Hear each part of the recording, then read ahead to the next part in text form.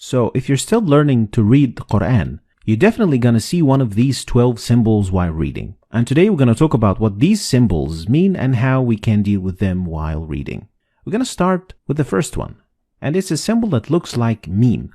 And it means you must stop while reading. Otherwise, the meaning of the ayah or the verse will change. So in this example, you should stop at the symbol by reading إنما يستجيب الذين يسمعون والموتى يبعثهم الله ثم إليه يرجعون.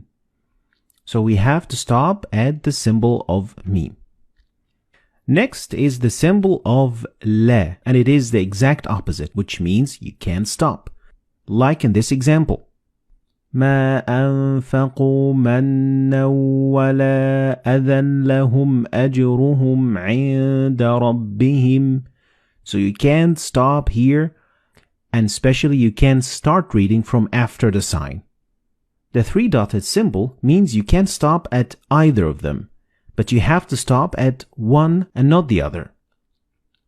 So in the second ayah of Surah Al-Baqarah, you are allowed to stop at the first one by reading ذَلِكَ الْكِتَابُ لَا رَيْبَ فِيهِ هُدًى لِلْمُتَّقِينَ, or by stopping at the second one by reading ذَلِكَ الْكِتَابُ لَا رَيْبَ فِيهِ هُدًى لِلْمُتَّقِينَ. Next is the symbol that looks like the word sil, and it means you better keep going. We could basically compare it to 70% go, 30% don't go, and it means that it is better to keep reading. Like in the example, كَلَّا لَيُنْبَذَنَّ فِي الْحُطَمَةِ. Next is the symbol of qil, which is the exact opposite of sil, and it means it is better to stop. So 70-30% to stop or to go. Like the example, وَأَيَّدْنَاهُ بِرُوحِ الْقُدُسِ أَفَكُلَّمَا جَاءَكُمْ رَسُولٌ. So it is better to stop at the sign. Next is the sign of Jim, and Jim gives you 50-50 percentage of going and stopping. They are equally the same. Like in the example, فَسَبِّحْ بِحَمْدِ رَبِّكَ وَاسْتَغْفِرْهِ إِنَّهُ كَانَ تَوَّابًا. Or you could just keep reading and it would be equally good. فَسَبِّحْ بِحَمْدِ رَبِّكَ وَاسْتَغْفِرْهُ إِنَّهُ كَانَ تَوَّابًا. Now let's talk about the other 6 symbols. And the first one is a symbol that means sujood or prostration. And in total there are 15 of this sign. And each time you see it and after you read the verse, you have to do sujood. So after reading the ayah, you will prostrate for God. Next, the sign that looks like meme looks a little bit different than the other meme. So make sure you can distinguish between them because they mean 2 different things.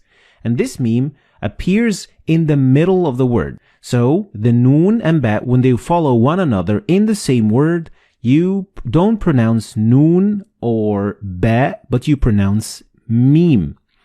Like in this example, you read كَلَّا لَيُنْبَذَنَّ فِي الْحُطَمَةِ. So the noon and ba, they will be assimilated together and you will pronounce them as meme. Next, this small sign that looks like alif, it is actually an alif and it is found so many times and it's used so many times in the Qur'an, and it means that this letter contains an alif of the long vowel. So you would read ثم استوى إلى السماء فسواهن سبع سماوات. So these symbols all mean that there is an alif right there. Next, the small sin means a small or a very little pause. doesn't mean that you're going to have to stop and take a breath. No, it means that you're going to stop very momentarily for like half a second and then continue reading. And this example shows what I'm talking about. And you should read it like that. كَلَّا بَلْ رَانَ عَلَى قُلُوبِهِمْ مَا كَانُوا يَكْسِبُونَ. So it is a very short pause. Next is the sign of mad. And it is a very common sign in the Qur'an. And it means that you need to extend the pronunciation of alif to a little bit longer than usual.